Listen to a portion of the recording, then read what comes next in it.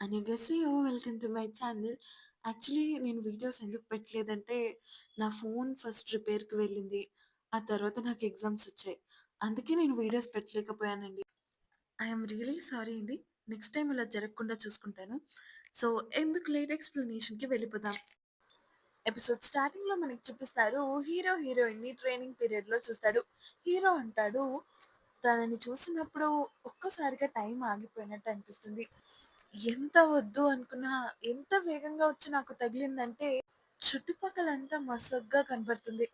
ఇంకా తను మాత్రమే కనపడుతుంది. ఇదే ప్రేమంటారేమో అని హీరో అంటాడు. నెక్స్ట్ సీన్‌లో మనకి చూపిస్తారు. నెక్స్ట్ సీన్‌లో చూపిస్తారు జంక్షన్ ఇంకా జైహాంగ్ కస్టమ్ ఆఫీసర్‌ని ఇంట్రోగేట్ చేస్తూ ఉంటారు. రూమ్‌లో కూర్చొని హీరో చూస్తూ ఉంటాడు.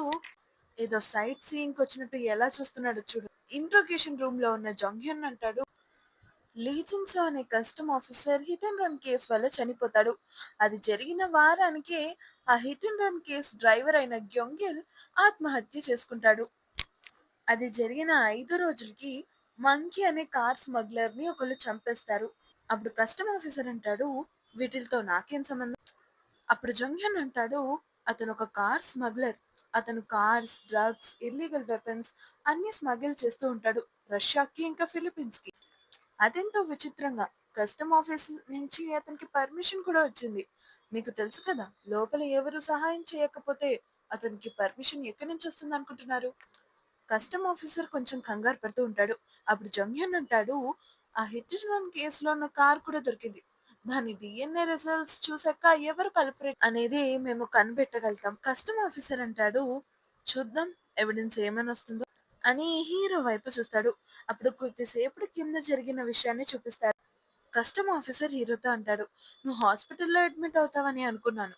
అప్పుడు హీరో అంటాడు, నిన్ను జైల్లో చూసేదాకా నేను ఎక్కడికి వెళ్ళను. ఇక నీ పని అయిపోయినట్టే. అప్పుడు కస్టమ్ ఆఫీసర్ అంటాడు, ఇలా మనుషుల్ని జైల్లో వేసేస్తే మీ పని ఈజీ కదా అని అంటే, హీరో అంటాడు, ఇక్కడ మా ప్రాణాల్ని మేము రిస్క్‌లో పెడుతుంటే నీకు ఈజీగా అనిపిస్తుందా అని అంటే, కస్టమ్ ఆఫీసర్ అంటాడు, ఇప్పుడు కదా నువ్వు నీ ప్రాణాల్ని రిస్క్‌లో పెడుతున్నావు అని అంటాడు. అది గుర్తు తెచ్చుకున్న హీరో అదే స్క్రీన్ వైపు చూస్తూ ఉంటాడు. జంగ్‌హ్యన్ కస్టమ్ ఆఫీసర్‌ని అడుగుతాడు, మీరు పదే పదే మీ వాచ్‌ని చూసుకుంటున్నారు. నేను చేసే పని ఇంపోర్ట్స్ ఇంకా ఎక్స్‌పోర్ట్స్ కదా అని కస్టమ్ ఆఫీసర్ అంటాడు. అప్పుడు జంగ్‌హ్యన్ అంటాడు, మీరు దేనికి ఎదురు చూస్తున్నారు. అప్పుడు కరెక్ట్‌గా 6 అవుతుంది. వాళ్ళందరూ మాట్లాడుకుంటూ ఉంటారు. వీడు మాటలతో వినేలాగా లేడు. ఏం చెప్పని కూడా చెప్పట్లేదు. అప్పుడు హీరోయిన్ అంటుంది, ఇలా అయితే అతనికి వారెంట్ దొరుకుతుంది. అప్పుడు మానసిక్ అంటాడు, ఇంకా మన దగ్గర టైం ఉంది. ఫోరెన్సిక్ వాళ్ళు వస్తారు. అప్పుడు వీడు ఎలా తప్పించుకుంటాడో చూద్దాం. అప్పుడే అక్కడికి జంగ్‌హ్యన్ యొక్క బ్రదర్ వస్తాడు. అతను కూడా ఒక ప్రాసిక్యూటర్. అతను ఒక ఫైల్ అక్కడ ఉన్న వాళ్ళకి ఇచ్చి కస్టమ్ ఆఫీసర్‌ని బయటికి తీసుకెళ్తూ ఉంటాడు. అప్పుడు హీరో కోపంగా, మేము అతన్ని లాక్ చేయాలి. మీరెందుకు తీసుకెళ్తున్నారు? జంగ్‌హ్యన్ హీరోని ఆపడానికి ప్రయత్నిస్తూ ఉంటాడు. ప్రాసిక్యూటర్ సబార్డినేట్ మాన్సిక్‌తో మాట్లాడుతూ ఉంటారు. ఈ కేస్ ఇప్పుడు పోలీస్ ఆఫీసర్స్ నుంచి మాకు ట్రాన్స్‌ఫర్ అయింది. ఇవిగో ఆర్డర్ పేపర్స్ అని మాన్సిక్‌కి ఇస్తారు. నెక్స్ట్ సీన్ జంగ్‌హ్యన్ ఇంకా వాళ్ళ అన్నయ్య మాట్లాడుకుంటూ ఉంటారు. జంగ్‌హ్యన్ అంటాడు, ఇంత పెద్ద ప్రాసిక్యూటర్ ఒక్క క్రిమినల్ కోసం ఇక్కడికి వచ్చేసాడా? నాకు తెలుసు నేను నీకు నచ్చనని. అయినా అని అంటూ ఉండగానే వాళ్ళ అన్నయ్య అంటాడు, నాకేమైనా సరదా అనుకుంటున్నావా? నువ్వు స్టేట్ ఆర్డర్స్‌ని ఫాలో అవ్వాలి కాబట్టి ఫాలో అవ్వు. అప్పుడే లోపలికి ఒక వ్యక్తి వస్తాడు. అతను ప్రాసిక్యూటర్‌తో అంటాడు, సూపరింటెండెంట్ మిమ్మల్ని చూడాలనుకుంటున్నారు సార్. వస్తున్నాను అని చెప్పేసి ఈ రూమ్‌లోంచి బయటకు వెళ్ళిపోతాడు ప్రాసిక్యూటర్. నెక్స్ట్ సీన్‌లో కస్టమ్ ఆఫీసర్‌ని తీసుకెళ్తూ ఉండగా హీరోయిన్ కస్టమ్ ఆఫీసర్‌ని ఆపుతుంది. మిమ్మల్ని ఒకటి అడగచ్చా? మీరు ఈ వాచ్ ఎక్కడ తీసుకున్నారు? అని అంటే కస్టమ్ ఆఫీసర్ అంటాడు, మీరు దీని గురించి ఎందుకు అడుగుతున్నారు? అంటే ఆ వాచ్ ఇక్కడ దొరకదని విన్నాను. అందుకే అడుగుతున్నాను. అప్పుడు కస్టమ్ ఆఫీసర్ అంటాడు, ఇది నా రష్యా ఫ్రెండ్ నాకు గిఫ్ట్‌గా ఇచ్చాడు. పేరు నాకు గుర్తులేదు.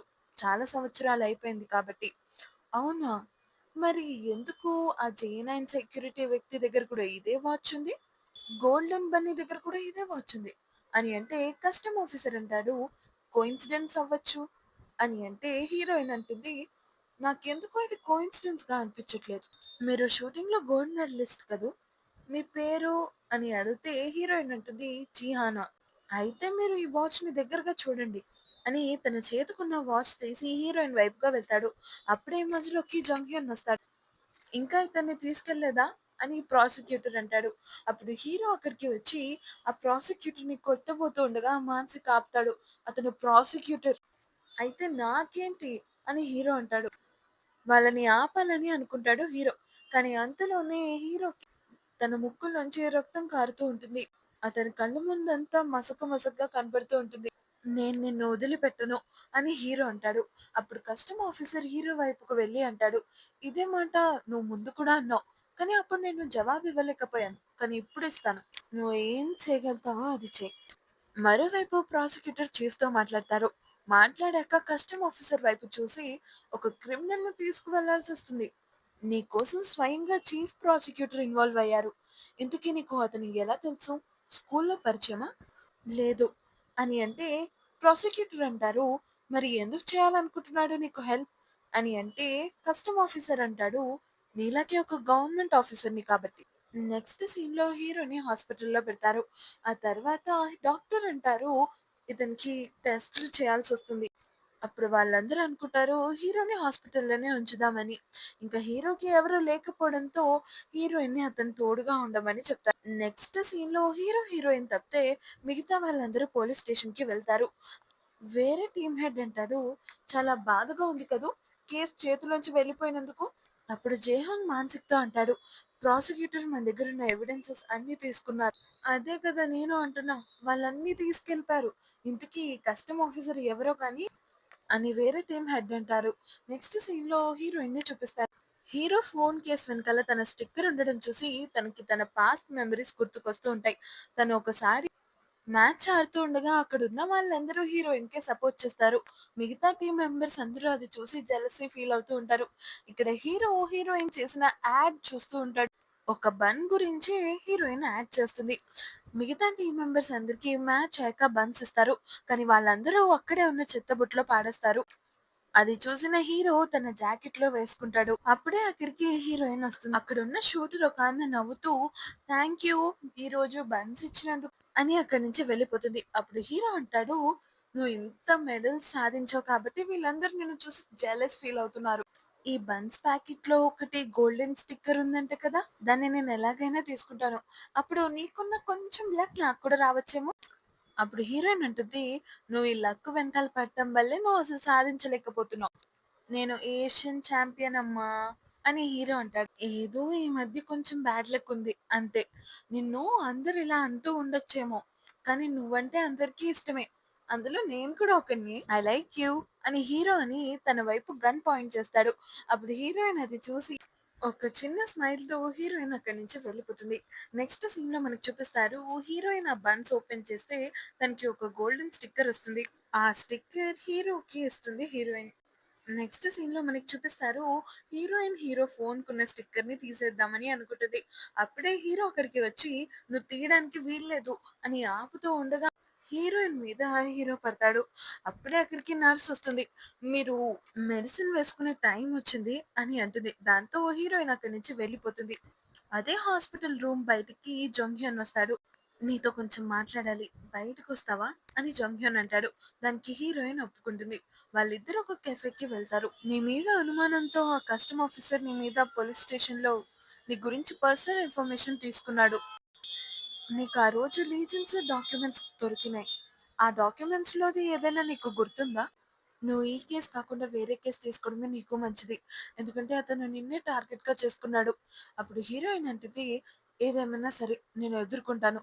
ఇప్పుడు నువ్వేం నా బాయ్ ఫ్రెండ్‌వి కాదు. అందుకేనా నువ్వు ఈ టీమ్‌లో జాయిన్ అవుతా?" ప్రాసిక్యూటర్ చీఫ్‌తో మాట్లాడుతూ ఉంటారు. ప్రాసిక్యూటర్ అంటాడు, "తీసుకొచ్చాం సార్ మీరు చెప్పినట్టే. ఇప్పుడు ఏం చేయమంటారు?" అప్పుడే చీఫ్‌కి మేయర్ ఫోనొస్తది. దాంతో ప్రాసిక్యూటర్ తన రూమ్‌లో కోపంగా వెళ్తాడు. ఇంకా తన అసిస్టెంట్‌కి చెప్తాడు, "ఈ కస్టమ్ ఆఫీసర్‌ని వదిలేయండయ్యా." కస్టమ్ ఆఫీసర్ ప్రాసిక్యూటర్ ఆఫీస్ నుంచి బయటికి వెళ్ళిపోతూ ఉంటాడు. నెక్స్ట్ సీన్‌లో చూపిస్తారు హీరో, మాన్సిక్ అందరూ పోలీస్ స్టేషన్‌లో మాట్లాడుకుంటూ ఉంటారు. అప్పుడు జేహాంగ్ అంటాడు, "అసలు వీళ్ళు ఇలానే వదిలేసారేంటి? ఇంకా అతనికి ఇచ్చిన పనిష్మెంట్ కూడా 3 మంత్స్ సాలరీ కట్ చేసి, ఈ కస్టమ్ ఆఫీస్ నుంచి మార్చి వేరే కస్టమ్ ఆఫీస్‌లోకి ట్రాన్స్‌ఫర్ చేశారు. ఇంతేనా పనిష్మెంట్?" అప్పుడు మాన్సిక్ అంటాడు, "అతని వెనకాల ఎవరో ఉన్నారు. ముందైతే మనం ఇతని గురించి తెలుసుకోవాలి." జంగ్‌హ్యున్ మాన్సిక్‌కి చెప్తూ ఉంటాడు. ఈ కస్టమ్ ఆఫీసర్ హంగూక్ యూనివర్సిటీలో చదువుకున్నాడు. ఒక సెమిస్టర్ తర్వాత యూనివర్సిటీని వదిలేసి కస్టమ్ ఆఫీసర్ ఎగ్జామ్‌కి అప్లై చేసి కస్టమ్ ఆఫీసర్ అయ్యాడు. అతను పనిచేసే చోటు కూడా అతనికి మంచిగానే రెస్పెక్ట్ ఇస్తారు. పైగా అతని ప్రీవియస్ క్లాస్‌మేట్స్ ఎవరితోని అతను పెద్దగా మాట్లాడడు. మొత్తం కస్టమ్ ఆఫీస్‌లో అతనికి క్లోజ్ ఫ్రెండ్స్ ఎవరు లేరు. అతను కేవలం మంచిగా మాట్లాడేది ఒకే ఒక్క వ్యక్తితో, కిమ్ యూనా అని. అతనికి ఫ్యామిలీ మెంబర్స్ ఎవరూ లేరు. అతని పేరెంట్స్ చిన్నప్పుడే చనిపోయారు. అతని అంకులే అతన్ని పెంచాడు. ఇలా జేహాంగ్ మాన్సిక్‌కి చెప్తూ ఉంటాడు. మరోవైపు కస్టమ్ ఆఫీసర్ ఒక కన్‌స్ట్రక్షన్ సైట్‌కి వస్తాడు. మరోవైపు హీరోయిన్ కొన్ని డాక్యుమెంట్స్ మాన్సిక్‌కి ఇచ్చి చెప్తూ ఉంటుంది. ఇవే కంపెనీస్ అతను హ్యాండిల్ చేస్తూ ఉన్నాడు. అతను కస్టమ్ ఆఫీసర్ అయినప్పటి నుంచి. మంకీ గ్యాంగ్ స్మగిల్ చేసిన కార్స్‌లో 30 కార్స్ మిస్సింగ్. అవన్నీ ఫారిన్ కార్స్. అప్పుడే మనకి చూపిస్తారు కన్‌స్ట్రక్షన్ సైట్ సెల్లార్‌లో హై బ్రాండెడ్ మోడల్ కార్స్ అనేవి ఉంటాయి. అందులో ఒక కార్‌ని తీసుకొని కస్టమ్ ఆఫీసర్ బయటికి వెళ్తాడు. రోడ్ మీద ఫుల్ స్పీడ్‌తో ఎటువంటి ట్రాఫిక్ రూల్స్‌ని ఫాలో అవ్వకుండా నడుపుతాడు. కస్టమ్ ఆఫీసర్ ఒక చోట చేరి అతను ఫోన్‌లో ఒక వ్యక్తితో మాట్లాడుతూ ఉంటాడు. పోలీసులు అన్ని చోట్ల ఉన్నారు. రష్యన్ గెస్ట్‌కి చెప్పండి. సప్లయర్స్‌ని తీసేయమని అని చెప్పి ఆ కార్‌ని ఇంకా ఫోన్‌ని క్రషర్‌లో ఏసేస్తాడు. నెక్స్ట్ డే డాక్టర్ హీరోకి చెకప్ చేస్తూ ఉంటారు. డాక్టర్ అంటారు, "నువ్వు కేవలం గుడ్లు కాకుండా వేరేవి కూడా తింటూ ఉండాలి. నేనొక ఏషియన్ ఛాంపియన్‌ని. నాకే రోగం రాదు డాక్టర్. నేను చాలా స్ట్రాంగ్" అని చెప్పి హీరో టీవీ వైపు చూస్తాడు. అందులో కస్టమ్ ఆఫీసర్ గురించి న్యూస్ వస్తూ ఉంటుంది. అదే న్యూస్ మరోవైపు హీరోయిన్ ఇంకా వాళ్ళ టీమ్ మెంబర్స్ అందరూ చూస్తారు. హీరోయిన్ అంటుంది, "ఈ కార్ ఆ మంకీ గ్యాంగ్‌లో మిస్ అయిన ఒక స్మగ్లింగ్ కారే." నెక్స్ట్ సీన్‌లో చూపిస్తారు హీరో హాస్పిటల్ నుంచి కస్టమ్ ఆఫీసర్ దగ్గరికి వెళ్తాడు. కస్టమ్ ఆఫీసర్ కూర్చున్న టేబుల్ దగ్గరికి వెళ్లి కూర్చొని హీరో అంటాడు, "ఆఫీస్‌లో ఇంతమంది ఉండగా నీతో ఎవరు కూర్చోరు. పైగా నీకెవ్వరు ఫ్రెండ్స్ కూడా లేరు. నీలాంటి టూ ఫేస్డ్ పర్సన్స్ దగ్గర ఇలాంటి స్మెల్ వస్తుంది. దానివల్ల నీతో ఎవరు ఉండాలని అనుకోరు." అప్పుడు కస్టమ్ ఆఫీసర్ అంటాడు, "నీ ఏజ్ ఎంత?" "1,032 ఇయర్స్ ఓల్డ్. నీకెందుకు?" అప్పుడు కస్టమ్ ఆఫీసర్ అంటాడు, "ఎలాగో నాకు ఫ్రెండ్స్ లేరన్నావు కదా! మరి నువ్వు నా ఫ్రెండ్ అవుతావా?" హీరో అంటాడు, "నువ్వు చేసిన ట్రాఫిక్ యాక్సిడెంట్ వల్ల నీ మీద సివిల్ ఇంకా క్రిమినల్ ఛార్జెస్ కూడా ఉంటాయి. కానీ నువ్వు ప్రశాంతంగా నీకున్న ఫ్రెండ్స్‌తో నడిపిచ్చేద్దాము అనే అనుకుంటే అది జరగని పని." అప్పుడు కస్టమ్ ఆఫీసర్ అంటాడు, "మరి నాకున్న ఫ్రెండ్స్‌తో నేను జైలుకి ఎళ్తానని నువ్వెలా అనుకుంటావు? నీకు మొహమ్మద్ అలీ తెలుసా? అతనేమన్నాడంటే, మనం చేయలేమంటూ ఏదీ ఉండదు. అదంతా మైండ్ సెట్ మీద డిపెండ్ అయి ఉంటుంది. నిన్ను జైల్‌లో ఏసేదాకా నేను నిద్రపోను" అని చెప్పేసి అక్కడి నుంచి వెళ్ళిపోతాడు హీరో. నెక్స్ట్ సీన్‌లో హీరో పోలీస్ స్టేషన్‌లో ఉంటాడు. హీరోకి డాక్టర్ అన్న మాటలు గుర్తుకొస్తాయి. "కేవలం గుడ్డే కాకుండా వేరేవి కూడా తింటూ ఉండు. నీకు మాల్ న్యూట్రిషన్ ఉంది." దానితో హీరో జంగ్‌హ్యున్ డెస్క్ మీద గ్రిల్ చేస్తూ తింటూ ఉంటాడు. అప్పుడే అక్కడికి మాన్సిక్ వస్తాడు. హీరో కోసమని చెప్పి మాన్సిక్ ఒక బాక్స్‌ని తెస్తాడు. అది చూసి హీరో అంటాడు, "ఏంటి నా కోసం గిఫ్టా?" అని అంటే మాన్సిక్ అంటాడు, "by one get one free వచ్చింది. అందుకే నీకోసం కూడా ఒకటి తెచ్చాను." వాళ్ళిద్దరూ జేహాంగ్ పెంచుకునే మొక్కల్ని యూజ్ చేసుకొని ఆ రోజు అక్కడే తిన్నారు. నెక్స్ట్ డే జేహాంగ్ రాగానే తన చెట్లకున్న హక్కులన్నీ పోవడంతో మానసిక్ హీరో వైపు చూసి, "ముందు ఆ గ్రిల్ ఇక్కడి నుంచి తీసుకెళ్ళిపో. నేనొక్కడినే ఎలా చేయగలుగుతాను?" అని హీరో అని ఆ గ్రిల్‌ని మానసిక్ డెస్క్ మీద పెట్టేస్తాడు. ఇంకా హీరోయిన్‌తో అక్కడి నుంచి వెళ్ళిపోతాడు. హీరోయిన్ ఇంకా హీరో పోర్ట్‌కి పక్కనే ఉన్న రెస్టారెంట్‌లో తింటూ ఉంటారు. హీరోయిన్ విండోలో చూసి, "నాది కూడా నువ్వే తినేయి" అని చెప్పి అక్కడి నుంచి వెళ్ళిపోతుంది. నెక్స్ట్ సీన్‌లో హీరో పోలీస్ స్టేషన్‌కి వెళ్తాడు. అప్పుడు మానసిక్ అంటాడు, "ఎలాగో హీరో వచ్చేసాడు కాబట్టి మనం ఇక నెక్స్ట్ మూవ్ ఏంటో డిస్కస్ చేసుకుందామా?" అప్పుడు హీరో అంటాడు, "హీరోయిన్ ఇంకా రాలేదా?" అని అంటే జంక్షన్ అంటాడు, "నీతోనే వెళ్ళింది కదా! మరి తను ఎక్కడుందో తెలీదా?" నెక్స్ట్ సీన్‌లో హీరోయిన్ కస్టమ్ ఆఫీసర్‌తో మాట్లాడుతూ ఉంటుంది. హీరోయిన్ అంటుంది, "ఒక్కొక్కసారి నేను మ్యాచ్‌లో ఉన్నప్పుడు నా టార్గెట్ నాకు సరిగ్గా కనబడదు. మసక నా కళ్ళ ముందే ఉన్నా కూడా నాకు కనబడదు. అప్పుడే నేను ఒక డీప్ బ్రీత్ తీసుకొని నా టార్గెట్ మీద ఫోకస్ చేయడానికి ట్రై చేస్తాను. అప్పుడు నా టార్గెట్ నాకు కనబడుతుంది. అలా నేను బుల్స్ ఐ మీద కొట్టగలుగుతాను" అని చెప్పి హీరోయిన్ ఒక డాక్యుమెంట్స్ కస్టమ్ ఆఫీసర్ వైపు ఇస్తుంది. ఇంకా అంటుంది, "మీకోసమే ఒక గిఫ్ట్" అని చెప్పి అక్కడి నుంచి వెళ్ళిపోతుంది. నెక్స్ట్ సీన్‌లో హీరో జంక్యన్‌తో అంటాడు, "వాళ్ళు తన వెనకాల పడుతున్నారు అని తెలిస్తే మాతో ఎందుకు చెప్పలేదు?" జంక్యన్ అంటాడు, నీకు తెలిసినా నువ్వేం చేస్తావని? అప్పుడే అక్కడికి హీరోయిన్ వస్తుంది. అది చూసి జంక్యూన్ అడుగుతాడు. "నువ్వు కస్టమ్ ఆఫీసర్ దగ్గరికి వెళ్ళావా?" "అవును" అని హీరోయిన్ అంటుంది. అప్పుడు అక్కడున్న వాళ్ళందరినీ కంగారు పడొద్దు అని చెప్తుంది. నెక్స్ట్ సీన్‌లో మనకి చూపిస్తారు. కస్టమ్ ఆఫీసర్ ఆ డాక్యుమెంట్స్‌ని ఓపెన్ చేస్తాడు. ఆ డాక్యుమెంట్స్ ఏంటి అని మనకి చూపిచ్చరు. నెక్స్ట్ సీన్‌లో హీరోయిన్ వాళ్ళందరికీ చెప్తూ ఉంటుంది. "నేను ఆ లేజెండ్స్ ఇచ్చిన డాక్యుమెంట్‌లో చూస్తే నాకు ఈ సింబల్ కనిపించింది. చొంగ్యల్ షిప్పింగ్. దీన్ని 1972లో స్టార్ట్ చేశారు. కంపెనీ బ్యాంక్రప్ట్ అవడంతో 2009లో వేరే కంపెనీతో మర్జ్ అయింది. ఈ చొంగ్యల్ షిప్పింగ్‌కి ఇన్‌చార్జ్ కస్టమ్ ఆఫీసర్. అందుకే అతనికి అక్కడ ఎక్కువ కనెక్షన్స్ ఉండే ఉంటాయి" అని మానసిక్ అంటాడు. తను ఇంత మంచి వర్క్ చేసినందుకు హీరోయిన్‌ని అప్రిషియేట్ చేస్తారు అందరూ. అప్పుడే అక్కడికి వేరే టీమ్ హెడ్ వచ్చి అంటాడు. "మీకు మళ్ళీ ఏమైనా ఇంట్రెస్టింగ్ థింగ్స్ ఏమైనా దొరికాయా ఏంటి?" నెక్స్ట్ సీన్‌లో చూపిస్తారు. హీరోయిన్ అతనికిచ్చిన డాక్యుమెంట్స్ మీద రాస్తుంది. "నువ్వు ఎంత పరిగెట్టాలనుకుంటే పరిగెట్టు. గుడ్ లక్" అని రాస్తుంది. ఆ డాక్యుమెంట్స్‌ని కస్టమ్ ఆఫీసర్ మంటల్లో పాడేస్తాడు. అప్పుడే అక్కడికి ఒక వ్యక్తి వస్తాడు. "రష్యన్ గెస్ట్ ఇంకా నా బాస్ పోర్ట్ దగ్గర ఉన్నారు" అని కస్టమ్ ఆఫీసర్‌తో అంటాడు ఆ వ్యక్తి. అప్పుడు కస్టమ్ ఆఫీసర్ అంటాడు, "నాకు ఫోనొచ్చింది. మరి ఆ ఫిలిప్పీన్స్ ఆవిడి?" అని అంటే, "మేము పికప్ చేసుకోవడానికి ఎయిర్‌పోర్ట్‌కి వెళ్ళాం. కానీ తను ఫోన్ ఇంకా కార్ తీసుకొని అక్కడి నుంచి వెళ్ళిపోయింది." నెక్స్ట్ సీన్‌లో చూపిస్తారు. కస్టమ్ ఆఫీసర్‌కి ఒక మెసేజ్ వస్తుంది. ఆ రష్యా బాస్ ఇంకా ఫిలిప్పీన్స్ లేడీ ఎప్పుడొస్తుంది అని. ఇంకా 201 వేర్ హౌస్ గురించి ఒక మెసేజ్ వస్తుంది. ఆ నెక్స్ట్ సీన్‌లో మనకి చూపిస్తారు. ఒక వ్యక్తి సిల్వర్ బన్నీ పళ్ళను పీకేస్తాడు. ఆ తర్వాత అక్కడి నుంచి చైనా టౌన్‌లోకి వెళ్తారు. ఇంతకీ ఈ వ్యక్తులెవరు అనేది చెప్పరు. ఆ ఫిలిప్పీన్స్ లేడీ ఇంకా రష్యన్ బాస్ దిగినట్లుగా మనకి చూపిస్తారు. నెక్స్ట్ సీన్‌లో వేరే పోలీస్ హెడ్ వచ్చి మానసిక్‌తో అంటాడు. "నేను మీతో వర్క్ చేయాలని అనుకుంటున్నాను." అప్పుడు మానసిక్ అంటాడు, "ఇప్పుడు మా దగ్గర ఏముందని? అంతా ఆ ప్రాసిక్యూషన్ వాళ్ళు తీసుకెళ్ళిపోయారు కదా!" "అదేం లేదు. ఇంకా ఒకటి మిలిగి ఉంది. నా చేతిలోది చూస్తున్నారా? ఇదొక సింథటిక్ డ్రగ్ క్యాండీ. ఇది చాలా హై ప్యూరిటీతో చేయబడింది. ఇది కేవలం ఈస్టర్న్ పార్ట్స్ ఆఫ్ యూరోప్‌లో మాత్రమే దొరికేది. అలాంటిది ఇటువంటి డ్రగ్ కొరియాలో కూడా వచ్చింది. ఇదే డ్రగ్ మంకీ గ్యాంగ్ దగ్గర కూడా ఉంది. ఒకవేళ మనం కానీ ఈ డ్రగ్‌ని ట్రేస్ చేశామంటే దీనికి ఆ కస్టమ్ ఆఫీసర్‌కి ఏదో ఒక లింక్ ఉండే ఉంటుంది. మనం ఏమి చేతగాని వాళ్ళలాగా చేతులు కట్టుకొని కూర్చోలేం కదా!" "అవును. కానీ నువ్వు మాతో ఎందుకు చేతులు కలపాలనుకుంటున్నావు?" అని మానసిక్ అడుగుతాడు. అప్పుడు హీరో ఎందుకు అని అడుగుతాడు. "సరే మరి మీకెలాగో నా మీద నమ్మకం లేదు. నేను ఆ నార్కోటిక్స్ వాళ్ళకే ఇస్తాను. వాళ్ళు టెస్ట్ చేసి చెప్తారులెండి" అని అంటాడు.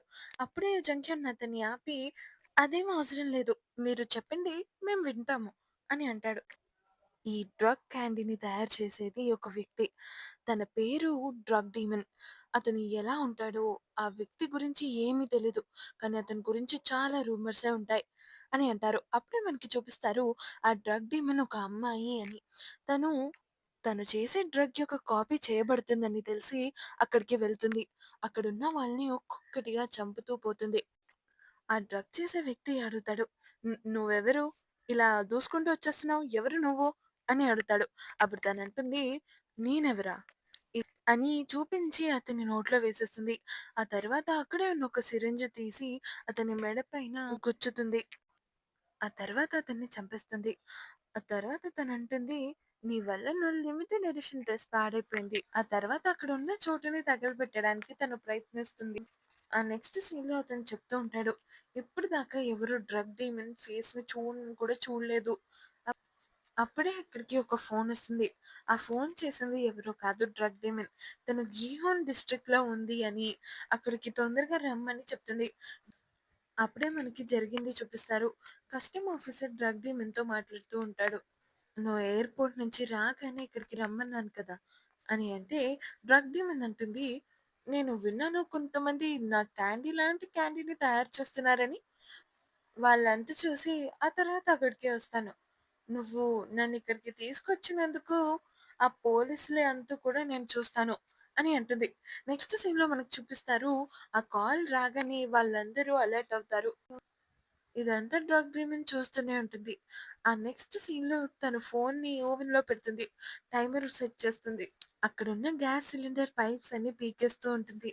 అప్పుడే అక్కడికి పోలీసులు చేరుకుంటారు. డ్రగ్ డీమన్‌ని క్యాండీ తయారు చేసే ముగ్గురు వ్యక్తులు చుట్టుముడతారు. అప్పుడే అక్కడికి హీరో వచ్చి తనని కాపాడతాడు.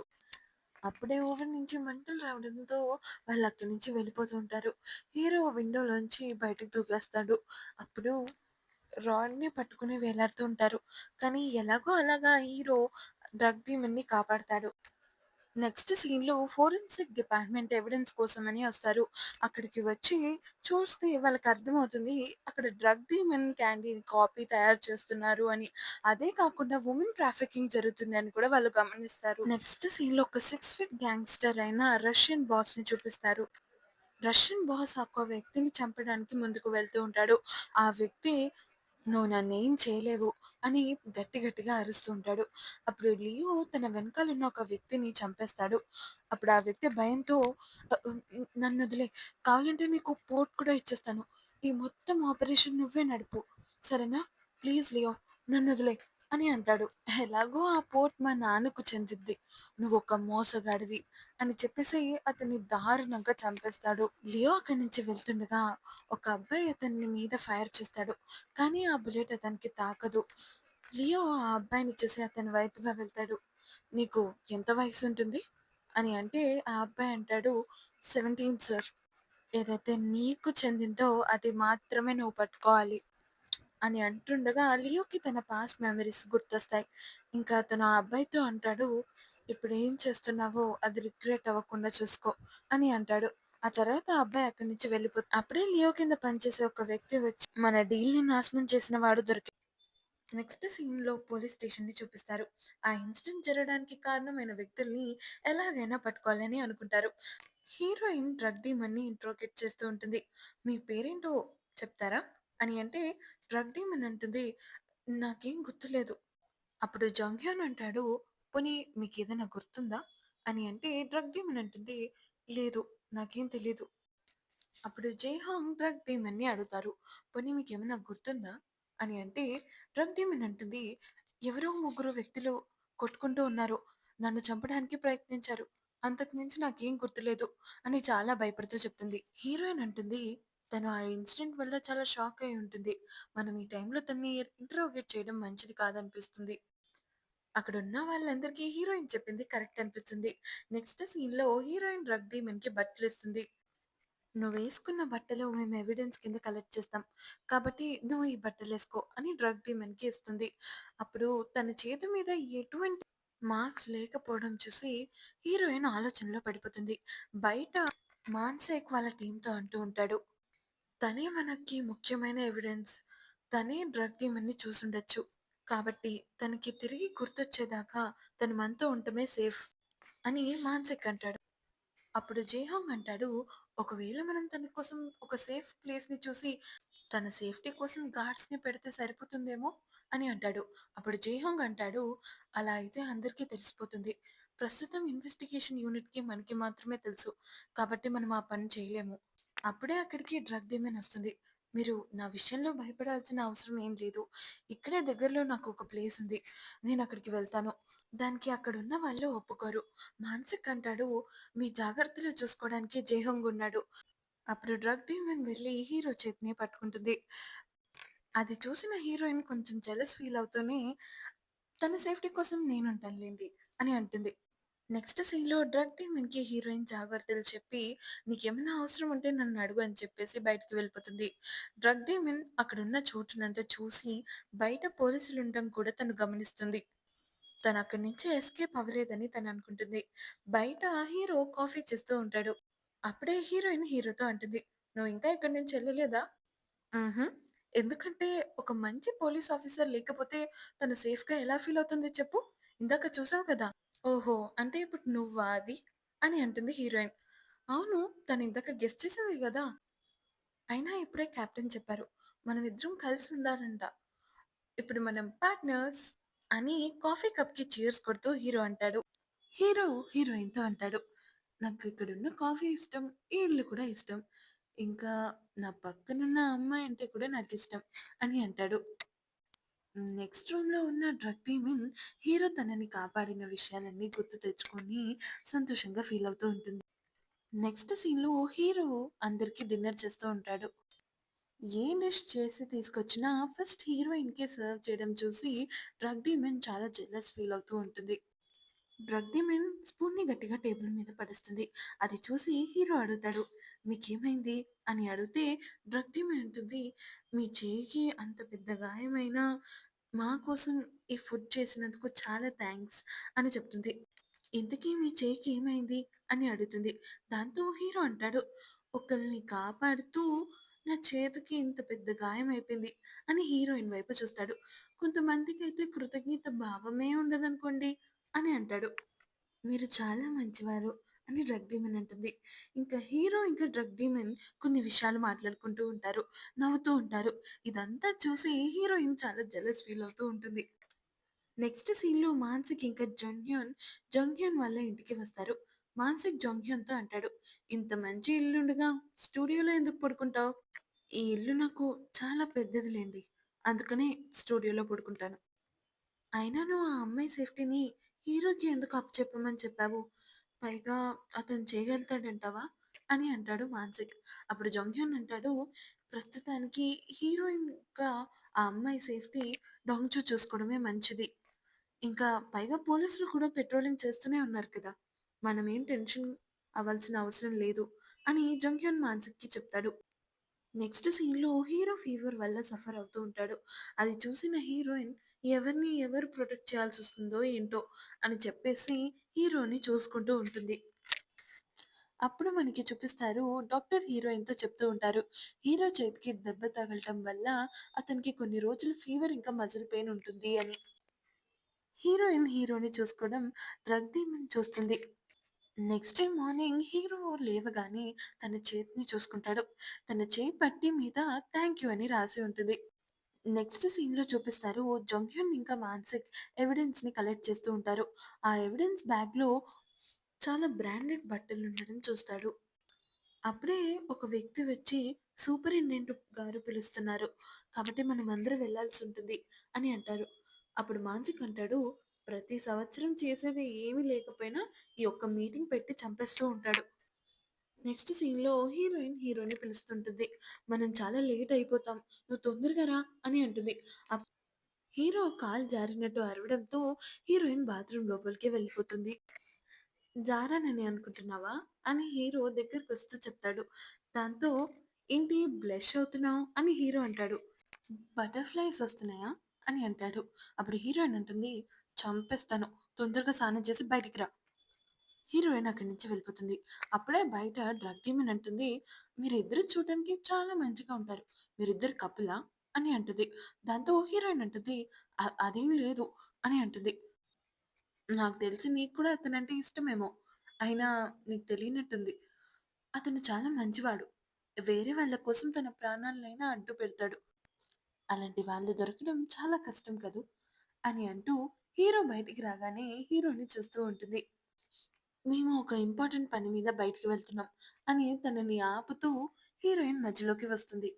"సో, ఈ పోలీస్ ఆఫీసర్ నీకు సెక్యూరిటీగా ఉంటారు" అని చెప్పేసి హీరో, హీరోయిన్ యానివర్సరీ ఈవెంట్‌కి వెళ్తారు. జైహాంగ్ తన మనసులోనే అనుకుంటాడు, "ఇంత ఎండలో ఈ ఈవెంట్ ఏంటో" అని అంటాడు. మాన్సిక్ అంటాడు, "చేసే పనేం లేదు కానీ ఈవెంట్‌లో తొక్క. అది కాకుండా ఈడి స్పీచ్ కూడా ఇనాలి మళ్ళీ." పక్కనే ఉన్న గ్వాంగ్‌తో మాన్సిక్ అంటాడు, "ఈ కమిషనర్ ఏమన్నా చెప్పాడా?" అని అంటే గ్వాంగ్, "మన కమిషనర్‌ని కూడా ప్రాసిక్యూటర్ వదలట్లేదనుకో. ఎంత ప్రెసిడెంట్ కొడుకైతే మాత్రం ఇలా చేస్తాడా ఏంటి?" అని మాన్సిక్ అంటాడు. హీరోయిన్ ఆ ఎండలో ఉండి ఉండి కళ్ళు తిరుగుతున్నట్టు అనిపిస్తాయి. అప్పుడు హీరోయిన్‌కి ఎండ తగలకుండా తన చేతిని అడ్డు పెడతాడు. అప్పుడు హీరోయిన్‌కి హీరో ఎన్ని సార్లు ప్రపోజ్ చేశాడు, తను ఎన్ని సార్లు నో చెప్పిందో అన్ని విషయాలు గుర్తుకొస్తూ ఉంటాయి. తనని కాపాడటం, తనని తనంటే ఇష్టమని చెప్పడం, ఇవన్నీ తనకి గుర్తుకొస్తూ ఉంటాయి. నెక్స్ట్ సీన్‌లో మనకి చూపిస్తారు, హీరో హీరోయిన్ కోసం అక్కడున్న డ్రింక్స్ అన్నీ తీసుకొస్తాడు. "నీకిందులో ఏదిష్టమో నాకు తెలీదు. అంతసేపు ఆ స్పీచ్ విన్నాక నీకిది అవసరమేమో అని అనిపిచ్చింది" అని హీరో అంటాడు. అది విని హీరోయిన్ హీరోని కిస్ చేస్తుంది. మరి ఆ డ్రగ్ డీమన్ అక్కడి నుంచి తప్పించుకుంటుందంటారా? ఈ రష్యన్ గ్యాంగ్‌స్టర్‌ని వీళ్ళు పట్టుకోగలుగుతారా? తెలుసుకోవాలంటే నెక్స్ట్ పార్ట్ కోసం వెయిట్ చేయండి. Thanks for watching. Please like and subscribe to my channel.